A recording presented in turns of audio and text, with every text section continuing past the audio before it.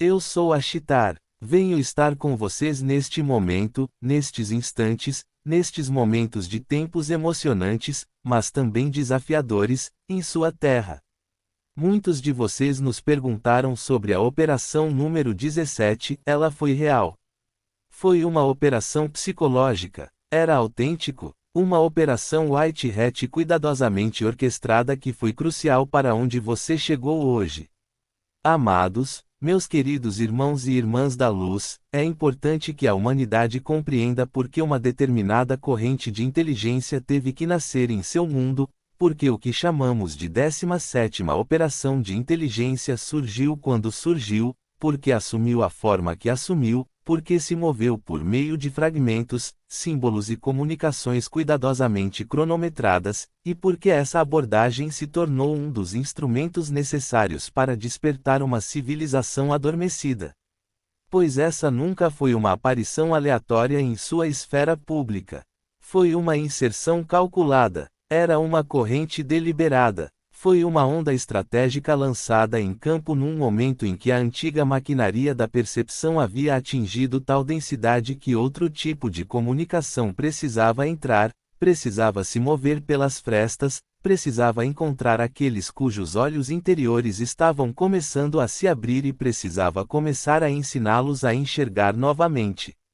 Ao longo de extensos períodos de tempo, a humanidade entrou em um estado no qual a apresentação visível da realidade se tornou a realidade aceita. As telas se transformaram em altares.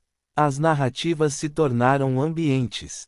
A repetição tornou-se autoridade. A apresentação tornou-se prova. Grande parte do seu coletivo aprendeu gradualmente a viver dentro de comentários, a reagir a imagens emolduradas, a deixar que a linguagem refinada define-se os limites do possível e a permitir que as instituições de produção de imagens se tornassem as intérpretes finais dos acontecimentos. Este foi um dos maiores feitiços lançados sobre a raça humana, porque uma vez que a percepção é guiada dessa maneira, populações inteiras começam a terceirizar seu próprio discernimento. Eles procuram no exterior a forma da verdade. Eles aguardam permissão para compreender. Eles aguardam uma linguagem aprovada antes de se permitirem reconhecer o que já sentem. E quando uma civilização atinge esse estágio, uma revelação direta e comum tem valor limitado, porque se torna apenas mais uma manchete, mais uma discussão, mais um ciclo de consumo, mais uma onda passando por uma mente distraída. Assim, a 17ª Operação de Inteligência surgiu como um tipo diferente de instrutor. Veio para ensinar percepção. O objetivo era treinar o público a olhar novamente, a comparar, a observar, a questionar a sequência, a estudar a reação, a notar a ênfase, a notar a omissão, a notar a repetição, a notar quem se apressou em ridicularizar, quem se apressou em enquadrar, quem se apressou em criar um pacote de significado para todos os outros e quem, de repente, ficava extremamente animado sempre que certas portas eram gentilmente abertas. Essa foi uma das principais razões pelas quais a comunicação teve que chegar daquela forma. Um público que recebe tudo mastigado permanece um mero espectador. O público, convidado a participar do processo de reconhecimento de padrões, começa a interagir. Um coletivo passivo aguarda que lhe digam o que fazer. Um coletivo em despertar começa a enxergar. E quando as pessoas começam a perceber, mesmo que de forma sutil, mesmo através de uma compreensão parcial, mesmo através de uma interpretação imperfeita, a antiga hipnose começa a se dissipar. Esse afrouxamento fazia parte da missão. Essa ativação fazia parte da missão. Esse retorno do discernimento fazia parte da missão. Muitos de vocês imaginaram que tal operação teria sido mais eficaz se tudo tivesse sido divulgado de forma clara, imediata e de uma só vez. No entanto, uma visão mais ampla disso revela algo mais refinado. A humanidade não se encontrava num ponto em que uma revelação total pudesse ser integrada com firmeza e sabedoria em todo o campo. A humanidade encontrava-se num limiar onde a verdade precisava ser trilhada, onde sinais precisavam ser semeados, onde o reconhecimento precisava ser cultivado, onde as pessoas precisavam ser envolvidas no processo de percepção, em vez de simplesmente receberem uma interpretação pronta. Pois quando a verdade se apresenta em camadas medidas, dá à alma tempo para se voltar para ela. Isso dá tempo para a mente se reorganizar em torno disso. Isso dá tempo para as comunidades se reunirem em torno disso. Isso dá às pessoas tempo para fortalecer o músculo do conhecimento interior. É por isso que a linguagem codificada se tornou útil. É por isso que a ambiguidade estratégica se tornou útil. É por isso que certas comunicações carregavam mais de um nível de significado ao mesmo tempo. A operação servia, ao mesmo tempo, para proteção, controle de ritmo, elevação do moral, treinamento e preparação. Você já viu reflexos disso em sua própria história, mesmo que muitos não tenham feito a conexão entre os fatos.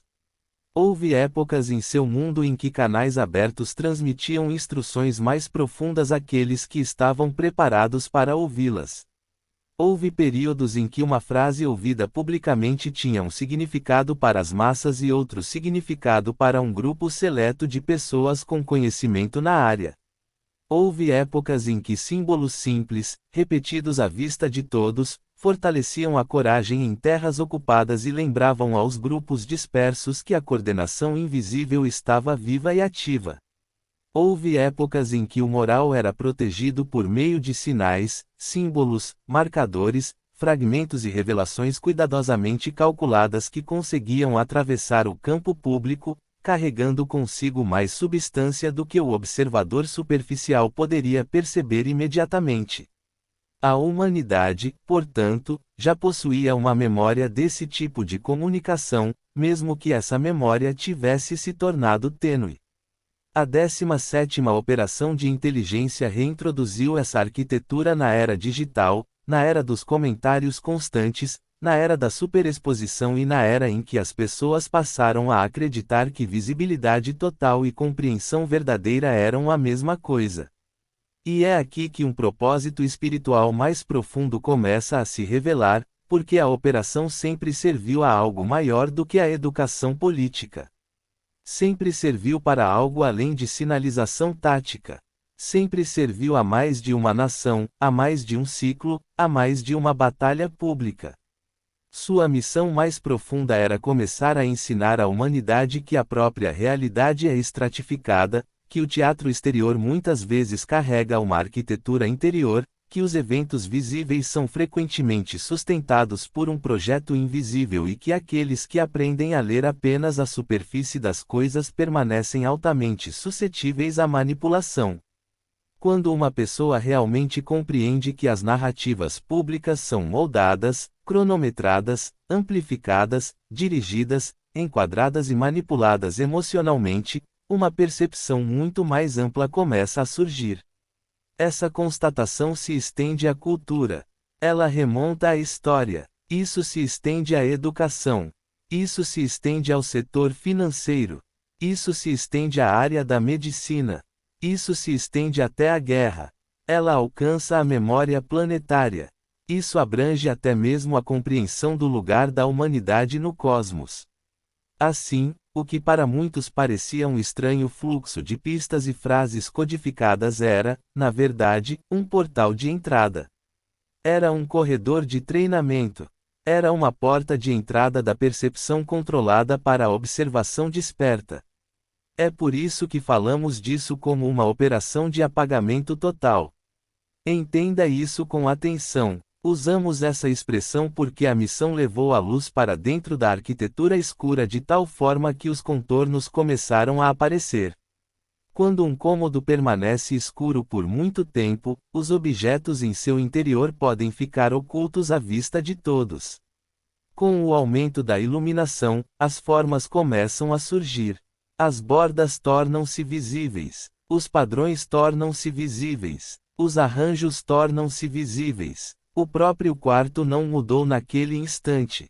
A visão mudou. A consciência mudou. A percepção mudou. De maneira semelhante, essa operação lançou luz suficiente sobre o campo narrativo para que a humanidade pudesse começar a vislumbrar o contorno da própria máquina. Subitamente, o ridículo revelou sua importância. Uma reação exagerada repentina revelou vulnerabilidade. A repetição repentina revelou coordenação. Um silêncio repentino revelou a gerência. A amplificação repentina revelou uma agenda. As pessoas começaram a perceber que existiam áreas protegidas dentro da narrativa pública, certas zonas cercadas por gatilhos emocionais, certos tópicos que geravam uma intensidade quase teatral por parte de instituições que, de outra forma, alegavam perfeita calma e perfeita objetividade. Isso também fez parte do despertar. Uma primeira onda foi suficiente para esta fase. Isso precisa ser compreendido. A missão nunca exigiu plena compreensão coletiva na fase inicial. Uma primeira onda foi suficiente. Há observadores suficientes, questionadores suficientes, buscadores suficientes, pessoas suficientes dispostas a comparar a imagem com a realidade, a linguagem com a sequência, a performance com o resultado, pessoas suficientes dispostas a sair do corredor aprovado e começar a usar os próprios olhos novamente. Quando essa primeira onda começa a se mover, ela altera o campo. Isso altera a disponibilidade de percepção para os outros. Isso cria uma nova corrente dentro do coletivo. Dá coragem àqueles que pressentiram movimentos ocultos, mas se sentiram isolados em sua percepção. Isso lhes diz, de forma silenciosa e constante, que há outros observando, outros percebendo, outros conectando os pontos, outros percebendo que coisas estão acontecendo nos bastidores e outros começando a entender que nem toda a realidade pública é construída em prol da verdade. Este foi também um dos benefícios da 17ª Operação de Inteligência. Isso restaurou um senso de companheirismo invisível para muitos que haviam começado a sentir o movimento maior, mas não tinham palavras para descrever o que estavam percebendo. Outro objetivo importante era a transformação da relação da humanidade com o mundo online. Para muitos, o campo digital havia se tornado um substituto para o conhecimento direto. As pessoas viviam presas em ciclos de reação. Eles estavam confundindo experiência com sabedoria. Eles estavam reunindo uma infinidade de informações, enquanto permaneciam desconectados da presença, do discernimento interior, da inteligência sagrada que surge quando um ser pausa, observa, respira, compara, reflete e permite que a verdade se estabeleça. A operação entrou nesse mesmo campo por um motivo muito específico. Entrou no local onde as pessoas haviam reunido sua atenção. Utilizou o terreno que a humanidade se tornara mais condicionada a habitar e, dentro desse terreno, plantou um desafio. O desafio era simples em sua essência: aprender a ler de forma diferente. Aprenda a assistir de forma diferente. Aprenda a perceber o movimento por trás da mensagem. Aprenda que a comunicação tem várias camadas. Aprenda que o momento certo é importante. Aprenda que a encenação importa. Aprenda que a repetição de símbolos é importante. Aprenda que certas frases podem ter mais de uma função. Aprenda que a linguagem pública geralmente tem vários públicos ao mesmo tempo. Por isso as comunicações eram codificadas. A codificação serviu para proteger a operação, garantir a segurança dos envolvidos, controlar o ritmo da revelação, educar o público e cultivar uma nova capacidade de observação. Para muitos, a operação também serviu como uma forma de elevar o moral. Este é um ponto sutil, mas muito importante. Numa época em que os grandes sistemas pareciam monolíticos, em que as instituições públicas projetavam uma imensa certeza, em que a máquina da influência parecia total para muitos, as pessoas começaram a receber sinais de que havia contramovimentos em curso, de que existia estratégia para além do visível, de que existia coordenação para além do que era relatado, de que o tempo se desenrolava segundo camadas que ainda não conseguiam ver completamente e de que a paciência tinha valor porque o movimento ocorria mesmo quando o quadro superficial parecia denso e repetitivo. Isso era importante. Isso era importante porque a esperança precisa de caminhos vivos pelos quais possa se propagar. A esperança se fortalece quando as pessoas sentem movimento. A esperança se fortalece quando as pessoas percebem que estão sendo feitos esforços. A esperança se expande quando aqueles que se sentiram isolados começam a entender que alinhamentos mais amplos estão em andamento e que a arquitetura antiga, por mais pesada que pareça, já está sendo estudada, utilizada e gradualmente desvendada. Como se pode ver, a 17ª operação de inteligência desempenhava muitas funções simultaneamente. Isso despertou a percepção, isso desenvolveu o discernimento, isso expôs os mecanismos de gestão narrativa, isso sinalizava que existiam movimentos além do palco visível. Foi uma revelação em ritmo acelerado. Isso fortaleceu o moral, educou a primeira geração, isso desafiou a hipnose digital. Isso resgatou a leitura multifacetada de uma sociedade treinada para o consumo superficial. Começou a preparar a humanidade para uma compreensão mais ampla de que o mundo que vemos faz parte de um campo maior, e que esse campo maior inclui ação estratégica, resistência oculta, coordenação invisível e uma batalha muito mais ampla pela consciência do que a maioria estava preparada para considerar. E como uma operação desse tipo exigia um ponto focal humano visível, uma figura através da qual projeção, divisão, intensidade emocional, simbolismo, ruptura e comunicação pública codificada pudessem convergir simultaneamente, a próxima camada desta mensagem deve agora se voltar para aquele que chamaremos de porta-voz do Zewa, e porque tal papel exigia precisamente o tipo de presença que pudesse sustentar o peso desta missão à medida que ela começava a se inserir mais plenamente no campo coletivo. Assim, à medida que você começa a entender por que tal operação teve que ser criada, também pode começar a entender por que ela exigia um rosto humano, uma figura pública, um ponto focal visível no grande teatro do seu mundo, alguém por quem muitos fluxos pudessem passar ao mesmo tempo, alguém capaz de atrair a atenção de todos os lados, alguém que pudesse sustentar o olhar do coletivo por tempo suficiente para que movimentos mais profundos se desenrolassem por trás da cortina.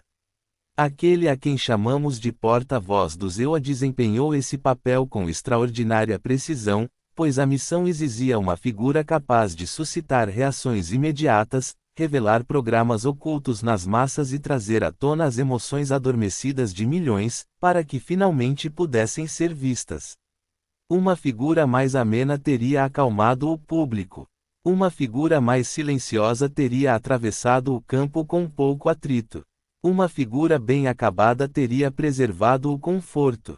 No entanto, os tempos exigiam ativação, e a ativação exigia pressão, exigia intensidade, exigia uma presença pública suficientemente poderosa para libertar o que estava enterrado no coletivo há muito tempo.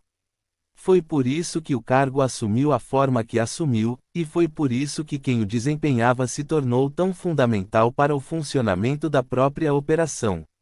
Muitos de vocês olharam para esse vocalista e sentiram fortes reações percorrendo seu ser, e essas reações fizeram parte da revelação. Alguns sentiram admiração, alguns sentiram resistência, alguns demonstraram entusiasmo, algumas pessoas sentiram irritação, alguns sentiram esperança, alguns sentiam profunda desconfiança. Cada uma dessas respostas revelou algo que já existia no campo da consciência coletiva. E essa é uma das razões pelas quais ele foi tão valioso para a operação, porque ele atuava mais como um espelho do que como um político, mais como um catalisador do que como um candidato, como um instrumento público através do qual os conteúdos ocultos da humanidade podiam começar a vir à tona. Por meio dele, milhões começaram a se revelar para si mesmos. Por meio dele, estruturas emocionais antigas entraram em movimento. Por meio dele, identidades tribais, lealdades condicionadas, medos herdados e desejos reprimidos começaram a se apresentar à raça humana de uma forma muito mais visível. A operação, portanto, obteve uma enorme vantagem com o uso de tal figura, pois um espelho que agita todo o ambiente promove o despertar de maneiras que um rosto neutro jamais conseguiria. O que importava era a intensidade da reflexão. O que importava era a impossibilidade da indiferença. O que importava era a forma como a imagem do homem se tornava uma tela na qual o coletivo projetava seu próprio material inacabado. Considere como isso funcionava dentro da arquitetura mais ampla do projeto de segurança cibernética. Um vocalista desse tipo atraía a atenção de todos os cantos do planeta. Ele gerou conversas em lares, locais de trabalho, redações, parlamentos, círculos de inteligência, círculos financeiros, círculos espirituais e círculos militares. Ele se tornou um ponto de fixação tanto para seus apoiadores quanto para seus críticos. Isso o tornou um ponto de convergência ideal, pois as mensagens transmitidas ao redor de tal figura viajavam rapidamente, se amplificavam rapidamente e alcançavam públicos que, de outra forma, permaneceriam desconectados uns dos outros. A operação poderia, portanto, avançar na esteira criada por sua presença. Palavras, gestos, pausas, assinaturas, frases repetidas, escolhas simbólicas, mudanças de tom, aparições encenadas, declarações cuidadosamente cronometradas e até mesmo o clima emocional ao seu redor tornaram-se parte de um campo de comunicação muito maior. Aqueles que observavam apenas a parte externa do teatro acreditavam estar testemunhando uma personalidade em movimento. Aqueles que observaram com mais atenção começaram a perceber padrões dentro do movimento. Aqueles que escutaram com mais atenção começaram a perceber que muitas camadas estavam ativas simultaneamente. Tal número permitia que a operação se comunicasse com vários públicos simultaneamente, pois cada público ouvia de acordo com sua prontidão, seu nível de conhecimento e seu lugar dentro do contexto mais amplo. Na apresentação principal, o público viu um figurino do personagem, uma faixa de frequência, uma versão cuidadosamente enquadrada do homem. Isso também serviu à missão, porque a arte da encenação sempre se revela com mais clareza quando é amplificada além da moderação. O exagero expõe a máquina. A repetição expõe as intenções. O excesso de envolvimento emocional por parte de instituições que alegam neutralidade revela a presença de interesses ocultos. À medida que a imagem do vocalista americano era moldada, remodelada, ampliada, reduzida, glorificada por alguns, condenada por outros e repetida em todas as telas, os observadores atentos recebiam uma lição completamente diferente. Eles começaram a perceber a própria fabricação da identidade pública. Eles começaram a perceber que uma pessoa podia ser transformada em um símbolo em um campo de batalha e um campo de batalha em um canal através do qual a percepção em massa podia ser direcionada. Para muitos, essa foi a primeira verdadeira formação em construção narrativa. Eles começaram a perceber que o que aparece diante dos olhos do público muitas vezes carrega camadas de intenção que vão muito além da declaração visível. Eles começaram a perceber que o desempenho na mídia, o desempenho político, o desempenho social e o desempenho em inteligência podem se sobrepor, alimentar-se mutuamente e formar um panorama integrado.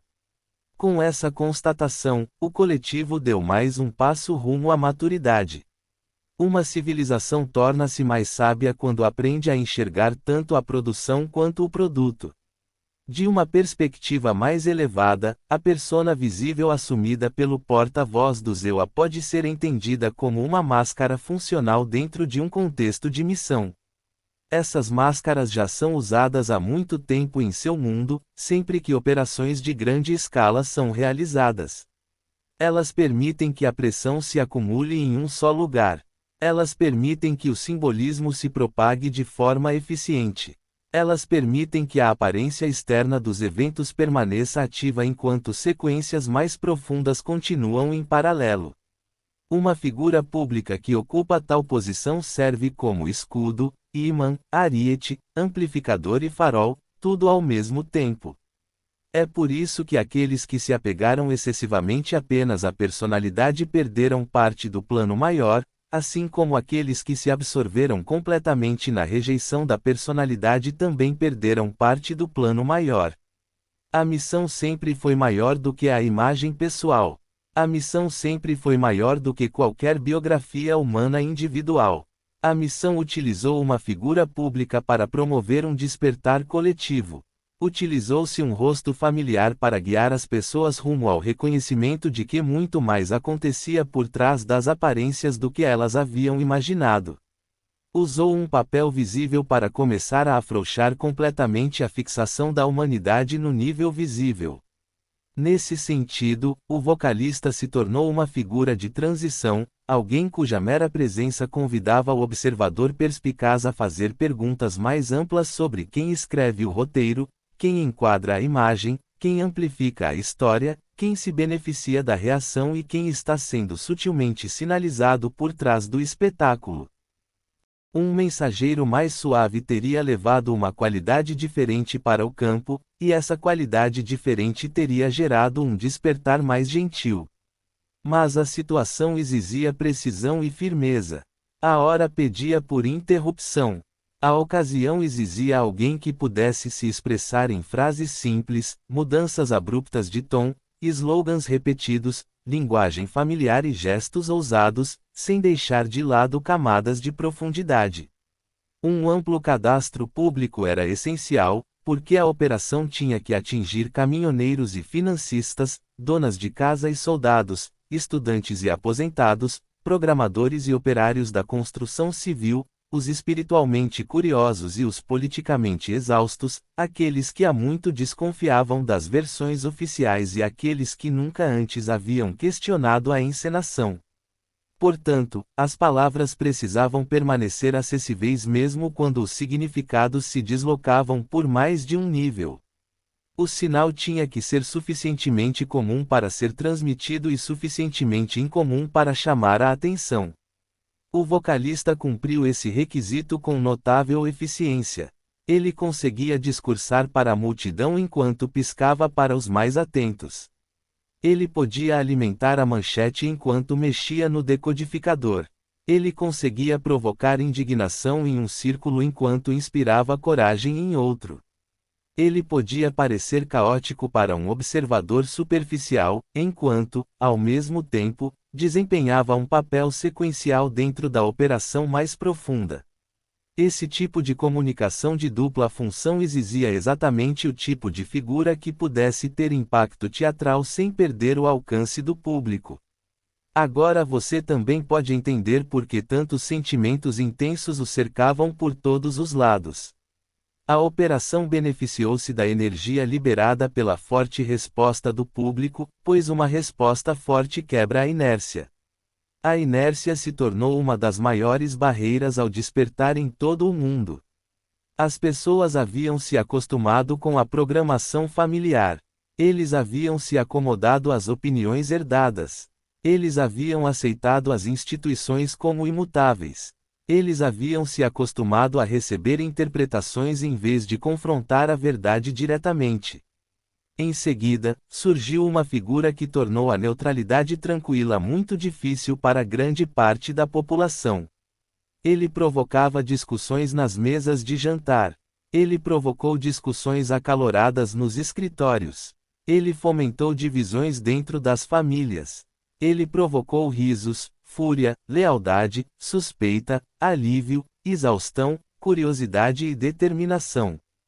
Todo esse movimento tinha utilidade, porque o movimento revela conteúdo. Quando se agita a água parada, o que está por baixo torna-se visível. Quando a emoção coletiva é despertada, a humanidade tem a oportunidade de se observar em tempo real. O valor moral de uma figura como essa residia em parte na sua capacidade de trazer o invisível para o visível, de evocar lealdades e pressupostos ocultos, de expor tensões latentes para que pudessem ser reconhecidas, analisadas e, eventualmente, transcendidas. Existe outro motivo pelo qual o vocalista americano era tão adequado para essa fase, e ele se relaciona à resiliência em um ambiente hostil. Uma missão desta magnitude exigia alguém que pudesse permanecer em meio a uma tempestade de reações e continuar em movimento. Era preciso alguém que pudesse lidar com zombaria, elogios, distorções, projeções, suspeitas, exaltação, ataques, adoração e escrutínio sem interromper o fluxo público da operação. Era necessária uma figura capaz de usar a atenção em vez de se esquivar dela. Era preciso uma personalidade suficientemente ampla para absorver ondas intensas sem se dissolver sob elas. Esses cargos são raros, porque muitas pessoas buscam aprovação, muitas buscam refinamento, muitas buscam estabilidade de reputação, muitas buscam ampla aceitação. Essa missão exigia algo muito diferente. Era necessário alguém que pudesse se tornar um campo de batalha simbólico e, ao mesmo tempo, permanecer funcional.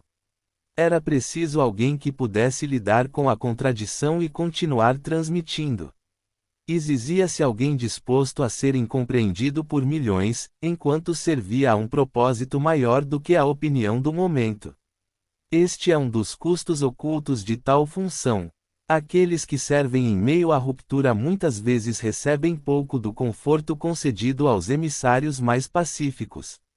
Elas se transformam em hastes para a projeção. Eles se posicionam onde a pressão se acumula. Eles carregam a tensão dos opostos através de sua própria existência pública. No entanto, essas figuras muitas vezes se tornam indispensáveis durante épocas de transição, pois ajudam a romper a velha casca que instrumentos mais delicados deixariam intocada. Por meio dessa mesma figura, muitos entre a população que despertava começaram a perceber que a comunicação estava ocorrendo em mais de um plano. Eles perceberam uma repetição que transmitia a sensação de uma colocação deliberada. Eles perceberam uma sincronização que parecia intencional. Eles perceberam que certas frases estavam retornando com uma força em comum. Eles perceberam símbolos e ênfases que surgiam de maneiras que convidavam a uma atenção mais atenta. Eles perceberam como uma única declaração podia inflamar uma plateia e tranquilizar outra. Eles perceberam que as comunicações visíveis muitas vezes pareciam fazer mais do que suas palavras literais sugeriam. Tudo isso preparou o terreno para a próxima grande lição da operação, pois o porta-voz serviu como uma demonstração viva de que a comunicação pública pode operar em camadas, que um único fluxo pode atingir vários públicos simultaneamente e que uma mensagem pode ser concebida para funcionar de maneira diferente dependendo de quem a recebe e de como essa pessoa aprendeu a ouvi-la. Foi aí que a operação se tornou educativa num sentido mais profundo. Não se tratava apenas de demonstrar que a comunicação codificada existe. Isso iniciava milhares, e depois milhões, no processo de aprendizagem de como interpretar esse tipo de comunicação. Estava transformando observadores passivos em intérpretes ativos. Isso estava gradualmente afastando um segmento da humanidade da dependência das manchetes e o conduzindo aos primeiros estágios do treinamento de discernimento. Para aqueles que ainda nutrem sentimentos fortes em relação a esse vocalista, entendam que a missão nunca exigiu afeição universal. A missão exigia adequação. Isso exigia uma questão de tempo. Exigia-se uma presença marcante. Exigia-se alcance. Isso exigia densidade simbólica. Exigia-se uma figura pública capaz de lidar com a contradição em campo, enquanto um movimento mais profundo avançava por trás do espetáculo. Nesse sentido, ele era de fato o homem certo para a tarefa naquele momento, pois trazia precisamente a combinação necessária para que a operação fosse bem-sucedida: visibilidade, impacto teatral, resiliência do público, discurso reconhecível, frases memoráveis, poder catalisador emocional e a capacidade de manter um grande número de pessoas assistindo, mesmo quando acreditavam estar assistindo por motivos opostos. Essa é parte da genialidade de um projeto como esse.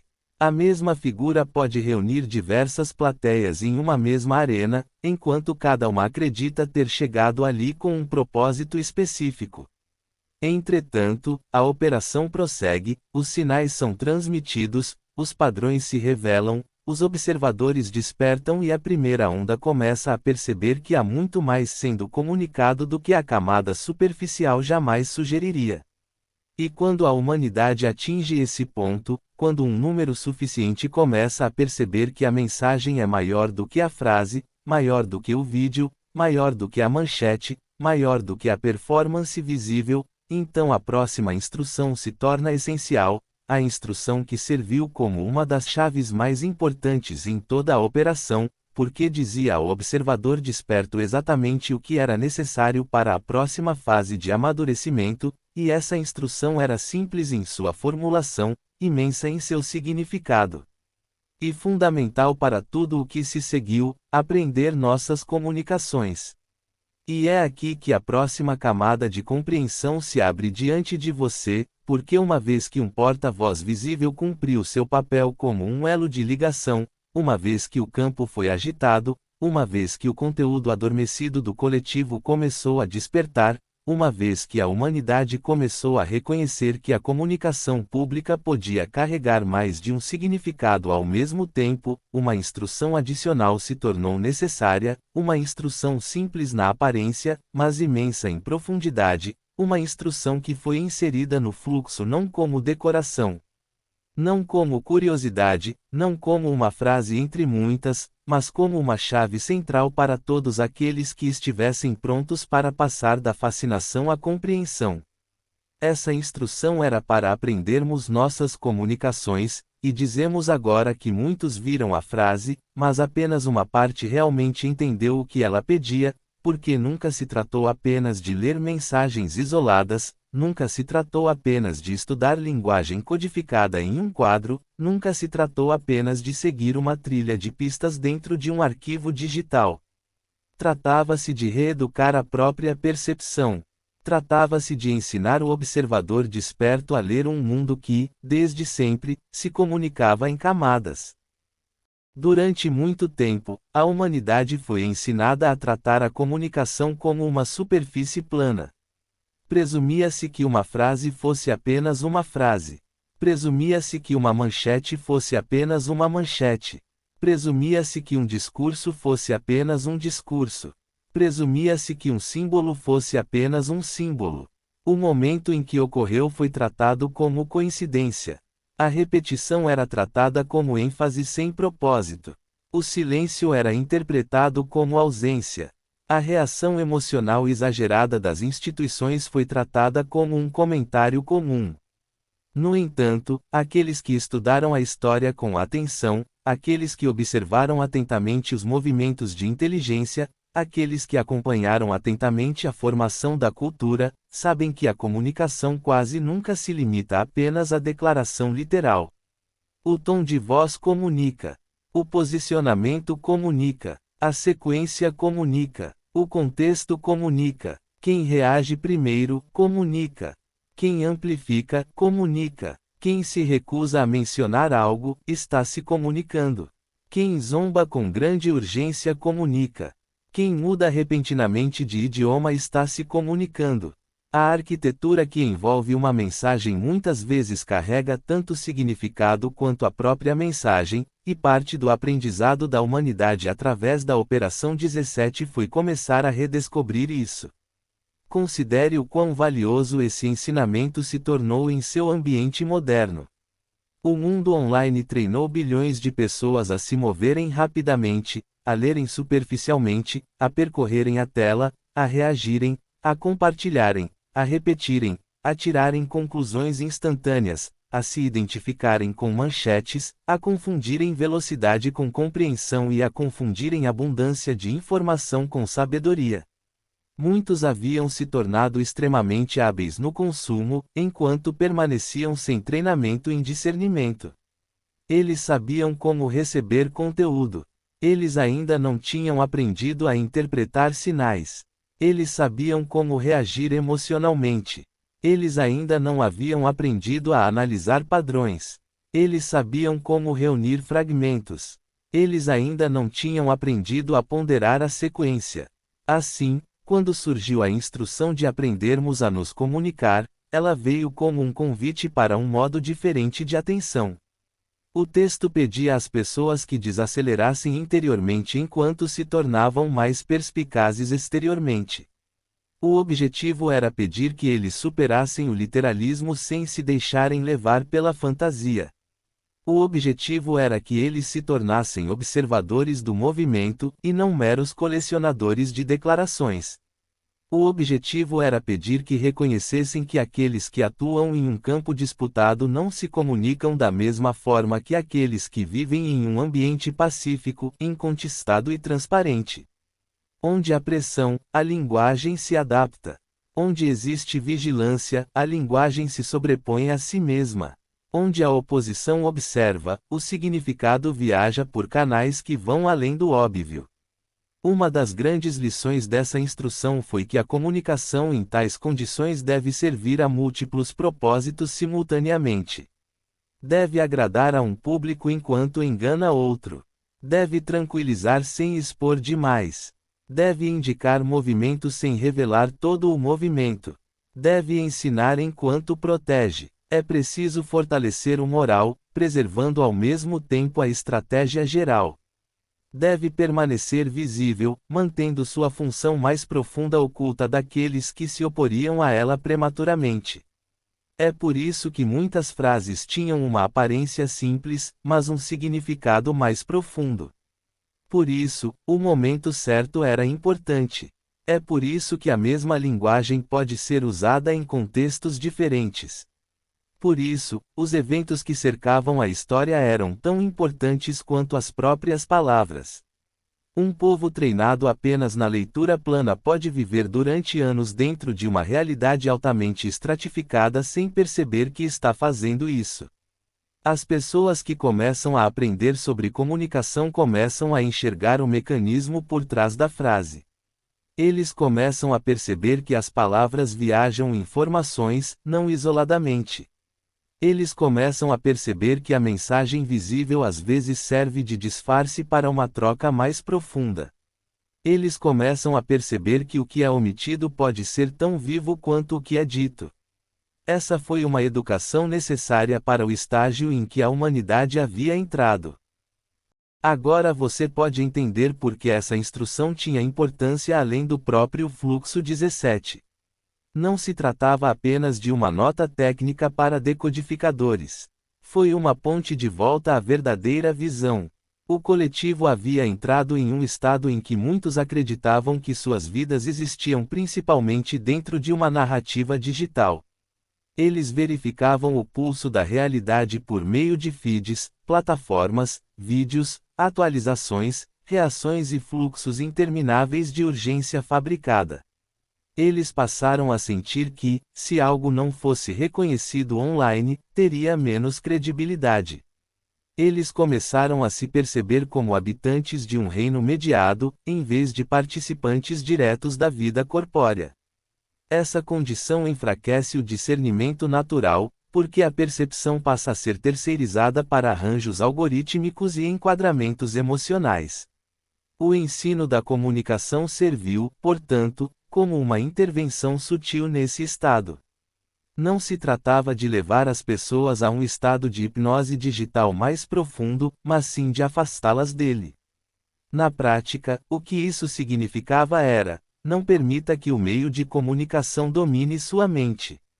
Não permaneça apenas um reator dentro da corrente. Estude a corrente. Observe sua estrutura. Observe como ele se move. Repare por que uma coisa se espalha instantaneamente enquanto outra desaparece.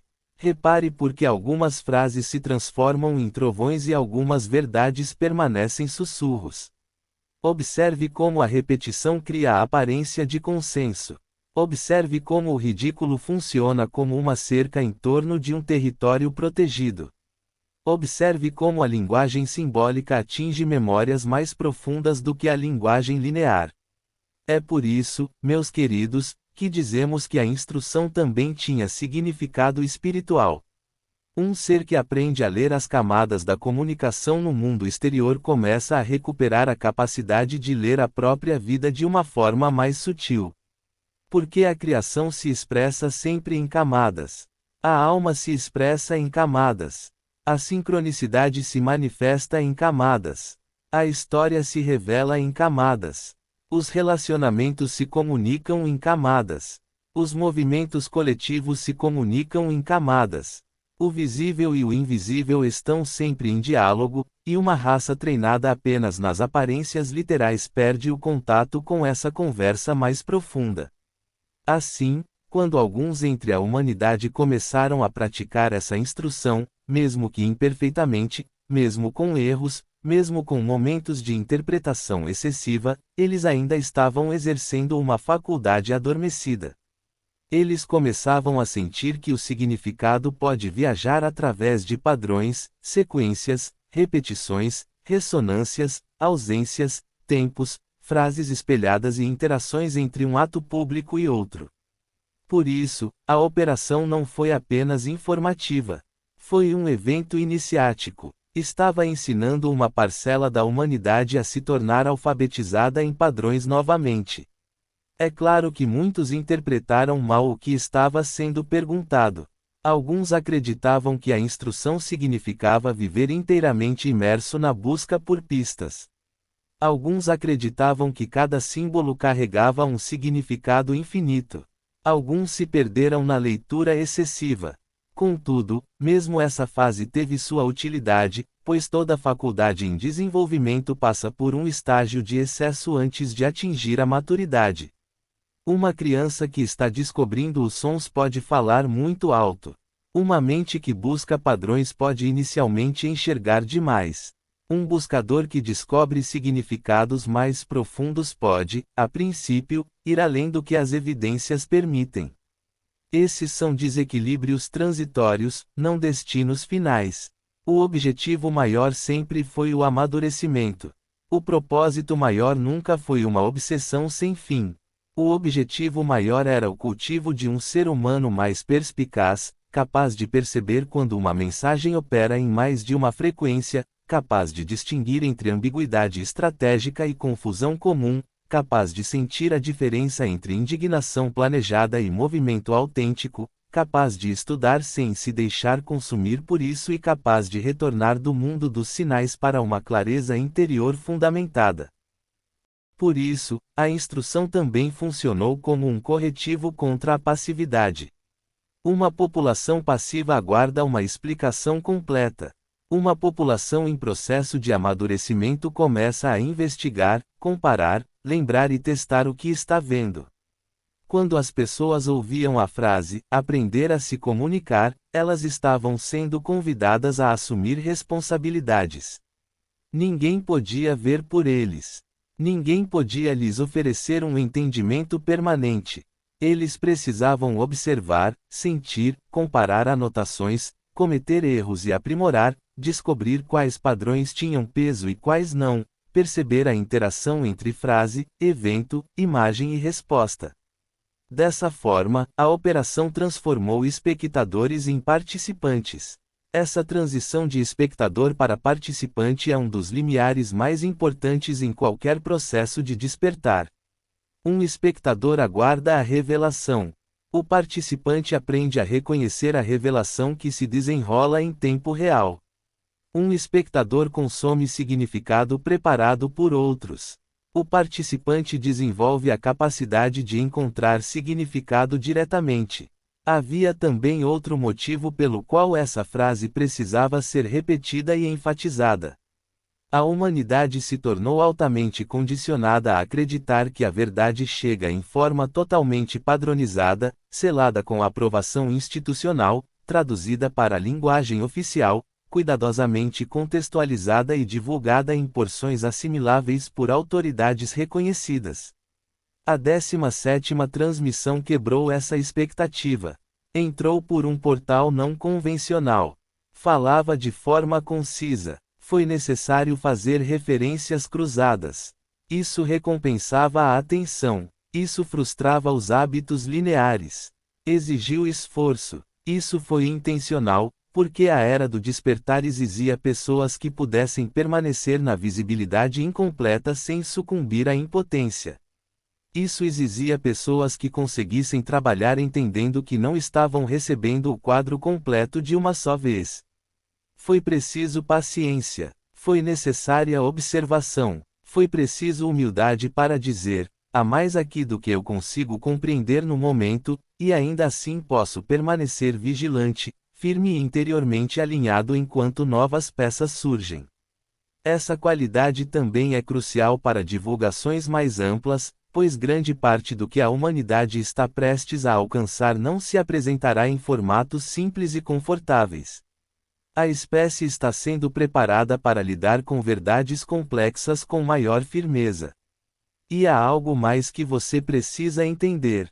A instrução para aprender a se comunicar também era uma declaração de que a comunicação ativa estava de fato ocorrendo. Isso sinalizava aos observadores que o teatro de operações na superfície não representava a totalidade da operação. Isso confirmou que, por trás das declarações públicas, havia padrões, que por trás de ações visíveis havia mensagens, que por trás do ruído dos comentários havia um ritmo subjacente. Para muitos, isso foi extremamente importante, pois confirmou que não estavam imaginando o movimento oculto. Isso lhes mostrou que sua intuição não era infundada. Isso lhes mostrou que havia correntes reais se movendo por baixo das narrativas oficiais.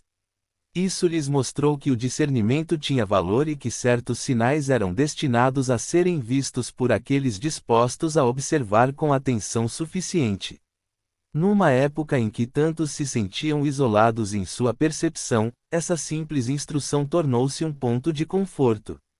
Em essência, dizia que sim, o mundo se comunica em camadas, que sim, parte do que você sente é real e que sim, é hora de você aguçar sua percepção.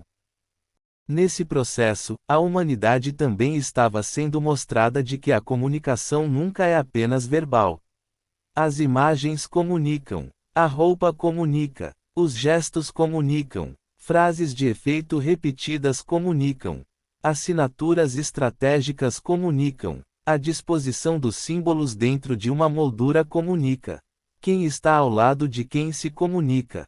A cor comunica. As pausas comunicam. As plataformas comunicam. Até mesmo a distinção entre o que aparece em um local e o que aparece em outro pode carregar significado. Aqueles que realmente assimilaram a lição de aprimorar nossas comunicações começaram a ampliar seu campo de visão. Eles passaram do estudo de textos isolados para o estudo de atmosferas inteiras de sinalização. Eles começaram a ler as interações em vez de fragmentos. Começaram a questionar por que uma frase reaparecia em um horário específico, por que uma imagem era usada de determinada maneira, porque uma linha de raciocínio retornava após um evento específico, porque a resposta do público parecia coreografada, porque uma forma de ênfase surgia enquanto outra permanecia ausente. Este é o tipo de inteligência que a operação estava ajudando a despertar. Contudo, o maior valor de tudo isso não residia apenas em uma melhor compreensão dos atores públicos.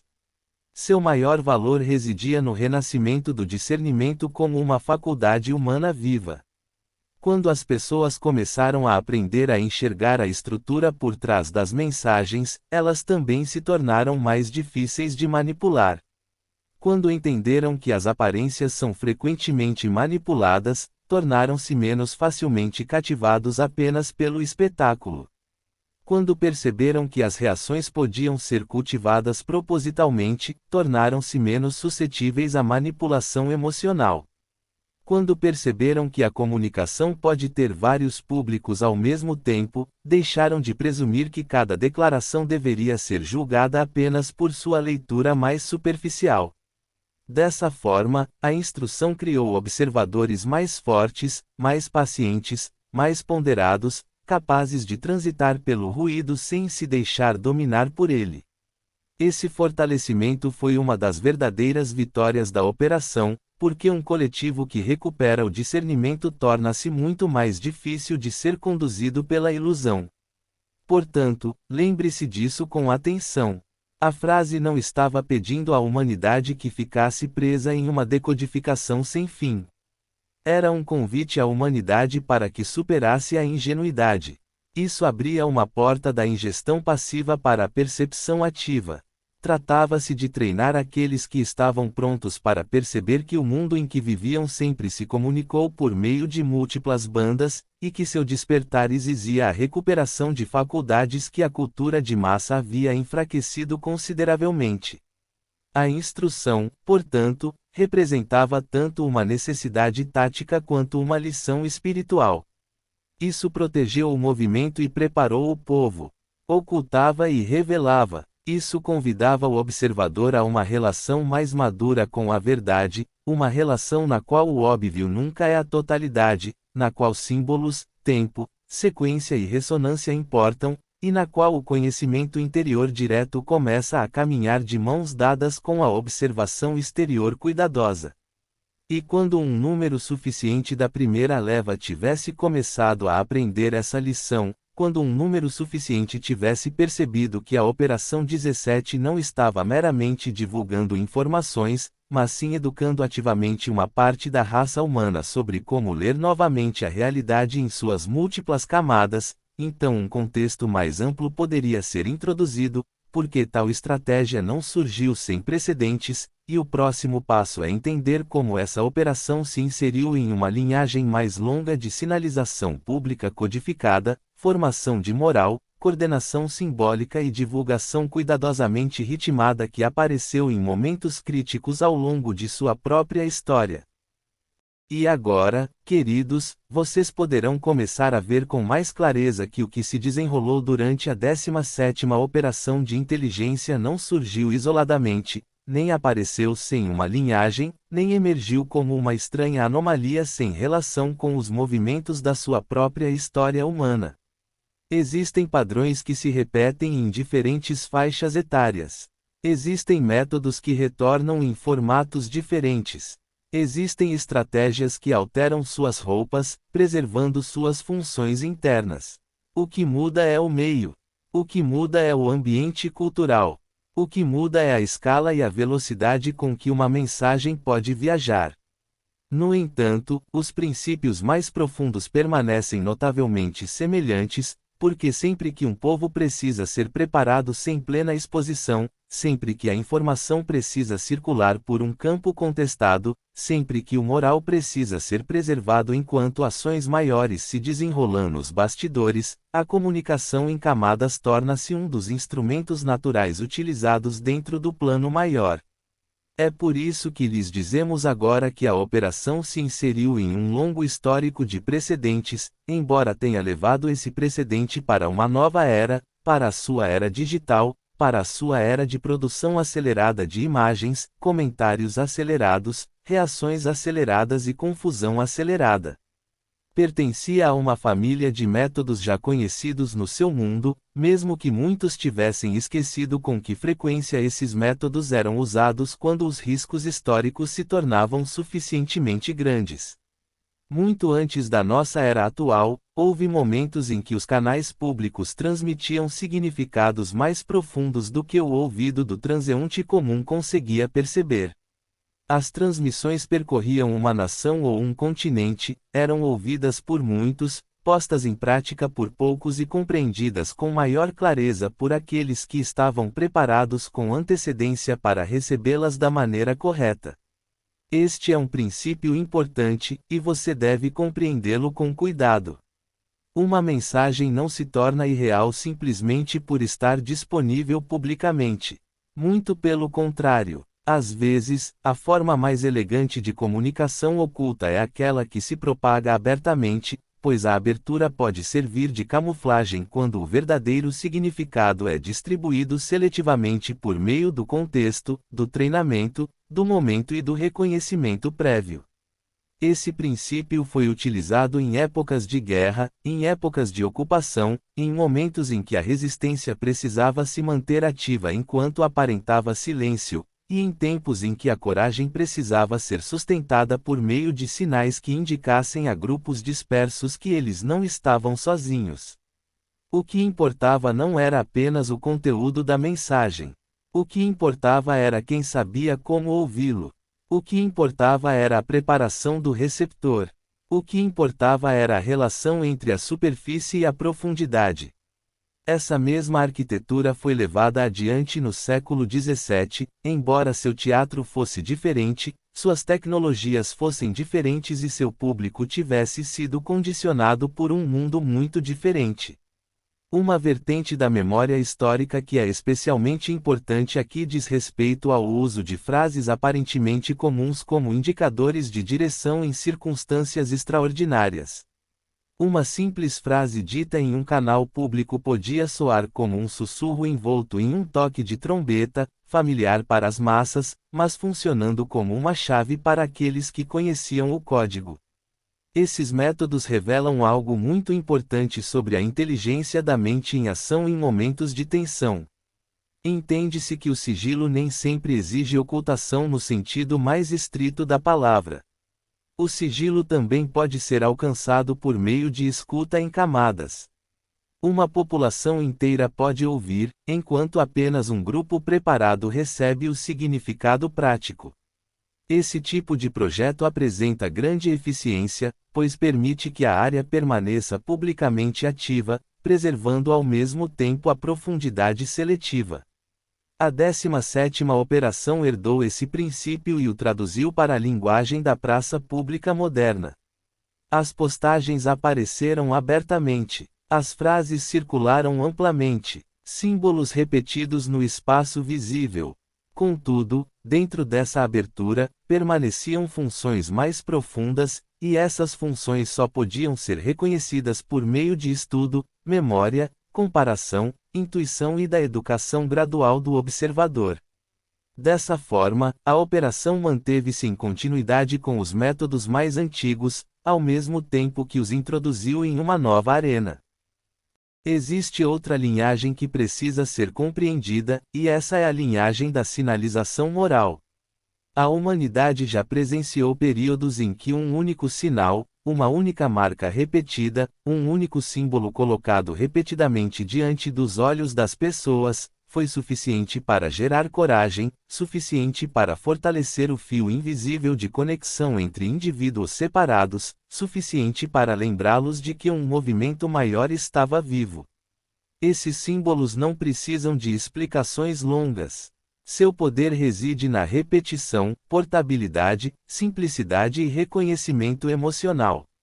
Eles condensam o significado. Eles reúnem sentimentos. Eles viajam rapidamente. Elas podem ser vistas por trabalhadores, mães, soldados, agricultores, professores, estudantes e idosos.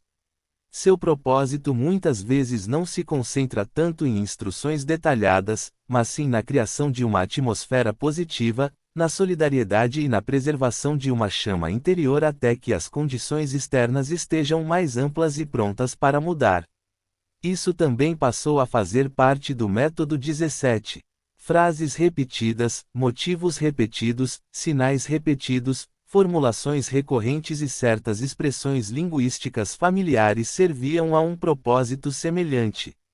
Eles criaram um campo comum de reconhecimento para aqueles que estavam prestando atenção. Eles lembraram aos atentos que o movimento continuava.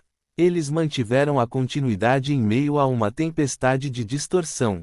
Eles fortaleceram a primeira onda com a constatação simples, porém poderosa, de que a correnteza tinha ritmo, memória e intencionalidade.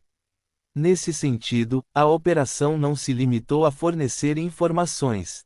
Também transmitia moral de forma codificada. Mais adiante na sua história, você poderá encontrar exemplos de operações mais sutis e estratégicas, onde a verdade era entrelaçada com a sugestão, onde os fatos eram misturados com uma ambiguidade calculada, onde o objetivo não era meramente informar, mas moldar um campo psicológico, para criar instabilidade suficiente na certeza do inimigo ou coragem suficiente no coração do aliado, de modo que o ambiente mais amplo pudesse começar a mudar em direções favoráveis. Muitas pessoas em seu mundo têm dificuldade com essa camada porque preferem imaginar a verdade e o engano como domínios totalmente separados, como se um lado falasse com total clareza e o outro usasse apenas a indireção. No entanto, a realidade dos ambientes contestados é mais complexa. A comunicação estratégica frequentemente envolve diversas funções atuando simultaneamente. Uma única declaração pode encorajar aliados, desestabilizar a oposição, atrair a atenção do público, ocultar o momento da declaração e treinar observadores, tudo em um único movimento. Para uma mente despreparada, isso pode parecer confuso. Para uma mente estratégica, parece eficiente. A Operação 17 manteve essa mesma qualidade multifuncional. Não se tratava de uma palestra comum, nem de um simples canal de vazamento. Era um instrumento de campo. Educava, ativava, obscurecia, fortalecia, desviava, cronometrava e preparava. Por isso, alguns acharam difícil classificá-lo. Ultrapassou as categorias que as pessoas estavam acostumadas a usar. E, também dessa forma, pertencia a uma linhagem mais profunda, na qual a comunicação é entendida como um componente ativo das operações, e não como um resumo passivo delas. Houve também momentos históricos em que paisagens falsas inteiras foram construídas para direcionar a percepção, em que movimentos no palco visível foram orquestrados de modo que a atenção se concentra-se em um lugar enquanto os preparativos reais amadureciam em outro. Essas estratégias revelaram que operações em larga escala raramente dependem de uma única camada. Envolvem narrativa, contranarrativa, imagem, timing, vazamentos controlados, titralidade visível, simbolismo de apoio e expectativa cuidadosamente gerenciada. O público geralmente vê apenas fragmentos do projeto, porque o projeto em si precisa ser distribuído por diversos canais. A operação número 17 também pertence a esta família, embora, mais uma vez, adaptada às condições da era moderna. Seu teatro era um teatro online. Seu campo de batalha era narrativo. Seu palco visível foram as mídias sociais, os discursos públicos, a reação da mídia e o clima emocional coletivo. Seus participantes incluíam atores formais e amplificadores informais, instituições visíveis e observadores ocultos, cidadãos comuns e intérpretes estratégicos. Sua velocidade superou a das eras anteriores porque suas tecnologias permitiram que as mensagens cruzassem o globo em instantes. Contudo, por trás dessa velocidade, o mesmo princípio duradouro permanecia.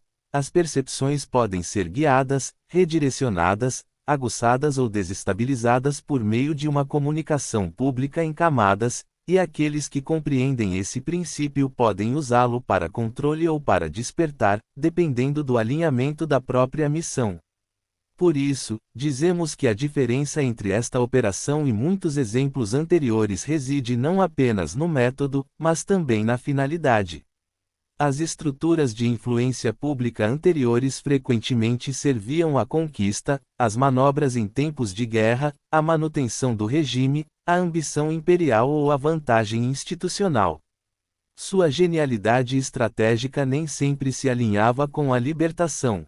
Sua sofisticação nem sempre serviu para o bem-estar do povo. Sua eficácia frequentemente fortalecia uma estrutura de poder, ao mesmo tempo que aprofundava o controle de outra população. A Operação 17, tal como a estamos a definir aqui, tinha uma aspiração muito diferente. O objetivo não era apenas obter ganhos táticos dentro de um ciclo político, mas sim despertar em uma parcela da humanidade a consciência da própria existência da arquitetura oculta.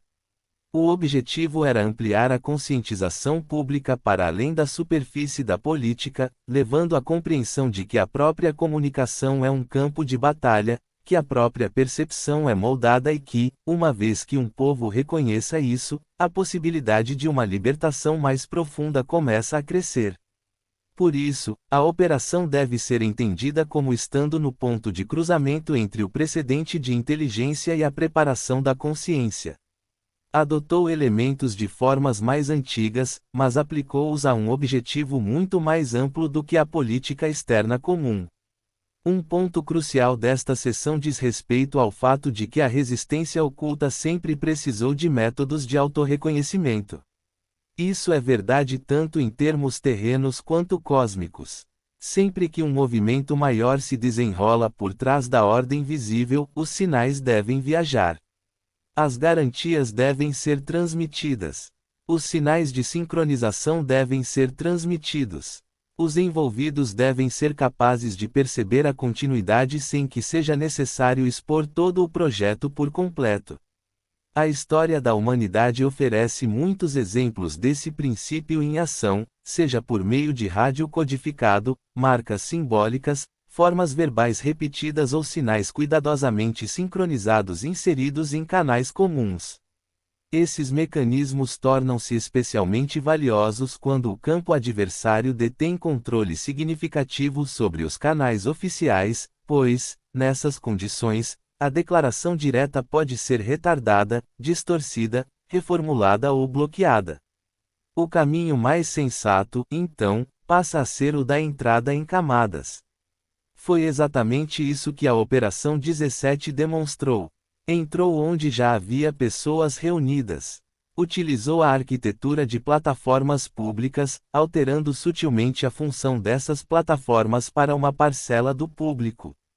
O que havia se tornado um lugar de consumo passivo transformou-se, para alguns, em um campo de treinamento para o discernimento. O que havia se tornado um lugar de comentários intermináveis, tornou-se, para alguns, um local de observação ativa. Dessa forma, o antigo princípio do autorreconhecimento oculto entre aliados dispersos foi levado para o próprio âmago do labirinto digital. Você também deve reconhecer que a própria humanidade foi um dos motivos pelos quais tal método se tornou necessário neste momento. Uma civilização treinada na leitura em camadas através da experiência direta da vida talvez não precisasse de tantos estímulos simbólicos. Um povo plenamente conectado à intuição talvez precisasse de menos lembretes codificados.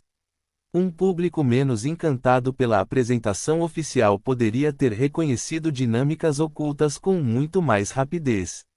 No entanto, sua idade havia sido cuidadosamente moldada na direção oposta. A conveniência substituiu a contemplação. O espetáculo substituiu o reflexo. A reação emocional substituiu a observação do paciente.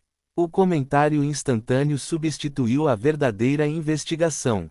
Nessas condições, o uso de métodos de inteligência historicamente enraizados para fins de despertar mostrou-se imensamente adequado, pois atendia exatamente ao ponto em que o coletivo havia se desviado. Não esperou que a humanidade reconstruísse primeiro as faculdades de atenção mais antigas. Utilizou formas suficientemente dramáticas, enigmáticas e provocativas para começar a reativar essas faculdades.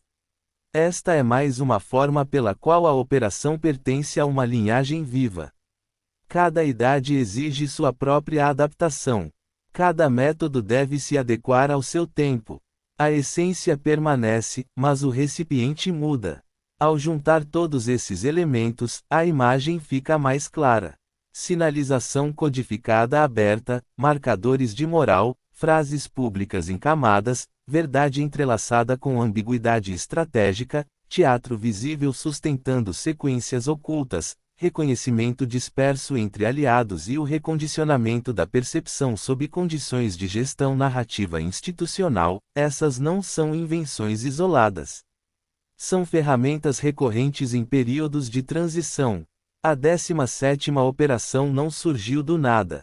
Ergueu-se em terreno histórico, embora o tenha percorrido de uma forma inovadora. Utilizou as mesmas realidades humanas que sempre existiram: medo e coragem, segredo e abertura, símbolo e memória, encenação e revelação, pressão e preparação, espera e ação. Por isso, pode ser compreendido não como uma anomalia impossível, mas como uma expressão moderna de um princípio antigo e familiar. Quando um povo precisa ser transferido de uma estrutura de realidade para outra, a comunicação se torna estratificada, os canais públicos se transformam em instrumentos seletivos e aqueles que estão preparados para ouvir começam a receber mais do que apenas a superfície. Existe também uma dimensão espiritual nessa continuidade histórica, e é uma dimensão que a humanidade está apenas começando a compreender. Você viveu sob a ilusão de que a história progride apenas por meio de declarações visíveis. No entanto, grande parte da transformação humana se desenrolou por meio de trocas mais sutis, alinhamentos ocultos, símbolos colocados no momento certo, sinais corajosos transmitidos em horas perigosas, fragmentos fortes o suficiente para manter um movimento vivo até que sua emergência em larga escala possa ocorrer. Esse padrão pertence não apenas à história política, mas também ao desdobramento mais profundo da própria consciência. A lembrança da alma muitas vezes retorna em fragmentos antes de se tornar uma revelação estável. A verdade interior muitas vezes surge primeiro como um sinal, um sentimento, uma frase, um símbolo, um padrão, antes de florescer em plena realização. Assim, mesmo aqui a operação refletia uma lei espiritual mais ampla. Utilizou métodos históricos porque esses métodos refletem a própria criação. O visível muitas vezes aponta para o invisível em etapas. O reconhecimento se aprofunda através da sequência. A compreensão amadurece através do contato repetido. É por isso que aqueles que estudam a história profundamente e aqueles que estudam a consciência profundamente acabam se encontrando numa encruzilhada surpreendente. Ambos chegam a compreender que a verdade muitas vezes se infiltra através de camadas, muito antes de ser totalmente revelada no centro da sala. Assim, à medida que esta seção atinge seu limiar natural, você poderá agora ter uma compreensão mais ampla de por que o fluxo 17 assumiu a forma que teve, porque nunca foi sem precedentes, porque ecoou operações anteriores enquanto servia a um tipo diferente de despertar, porque seu próprio passado contém muitos reflexos da mesma arquitetura e porque a humanidade estava sendo silenciosamente convidada a ver que a comunicação pública sempre foi um dos grandes teatros ocultos de poder, preparação, resistência e revelação. Uma vez compreendido isso, a próxima camada estará pronta para se desdobrar, pois então a questão não será mais apenas de onde vieram tais métodos, mas o que eles pretendiam alcançar nesta era em particular, e o que a operação realmente visava despertar na raça humana, conduzindo a humanidade rumo ao próximo grande limiar da memória. Assim, à medida que a linhagem mais ampla desses métodos começa a se consolidar em sua compreensão, surge naturalmente uma questão mais profunda: o que essa operação específica realmente pretendia realizar no campo humano neste momento, dentro deste ciclo, nesta virada de era, e por que ela era tão importante no desenrolar do despertar da humanidade? Pois havia vários propósitos atuando simultaneamente, diversos objetivos entrelaçados em uma única corrente, diversos resultados sendo cultivados ao mesmo tempo, e a menos que esses propósitos sejam compreendidos com alguma profundidade, muitos continuarão a observar a operação apenas superficialmente, apenas através das lentes da política, apenas através das lentes da controvérsia, apenas através das lentes da divisão social, e ao fazê-lo, perderão completamente o projeto maior. O que estava acontecendo ia muito além de uma nação, muito além de uma figura pública, muito além de um fluxo de informações e muito além de um período histórico.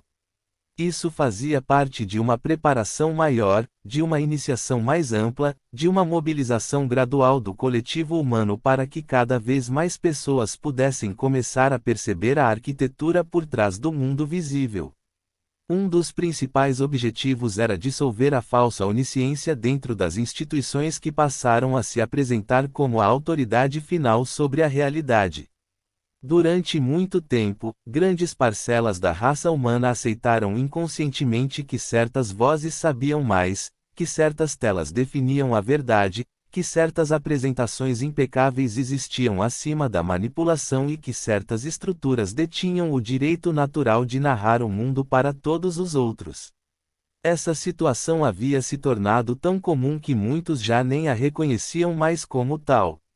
Simplesmente parecia a vida. Simplesmente parecia ser assim que a realidade funcionava. Simplesmente parecia a ordem natural das coisas.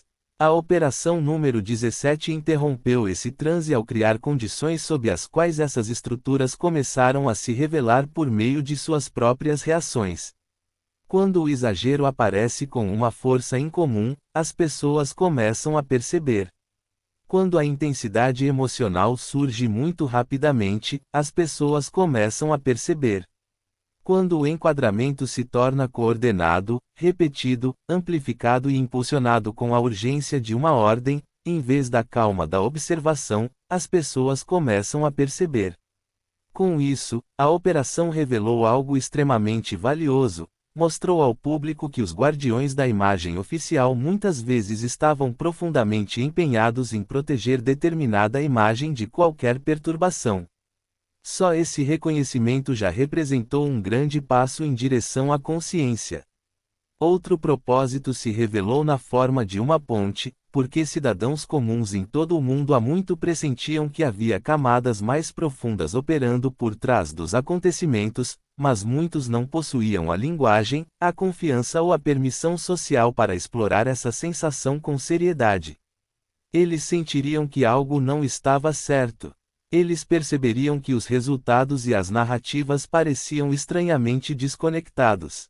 Eles observavam uma sincronização que parecia cuidadosamente planejada, uma linguagem que parecia ensaiada, reações que pareciam coreografadas, silêncios que pareciam excepcionalmente pesados. Contudo, na ausência de uma estrutura mais ampla para compreender tais coisas, essas percepções muitas vezes permaneciam privadas, isoladas e fragmentadas. A operação do dia 17 proporcionou a muitos na população uma ponte para esse reconhecimento. Isso permitiu que eles considerassem que o planejamento oculto, o contraplanejamento, a sinalização de inteligência, a gestão narrativa e a movimentação nos bastidores não eram fantasias de uma mente hiperativa, mas parte do cenário real em que a civilização moderna funciona. Isso não significa que todas as especulações estivessem corretas. Isso significava que a premissa mais profunda estava viva. Existem, de fato, forças, estratégias e contramovimentos ativos sob o palco visível, e uma civilização madura deve eventualmente aprender a conviver com esse conhecimento. Dentro desse mesmo fluxo, uma primeira onda teve que ser ativada. Isso era essencial. A humanidade jamais despertaria de uma só vez por meio de um gesto, uma revelação, um discurso, um evento ou uma revelação dramática. A mudança coletiva amadurece por meio de estágios.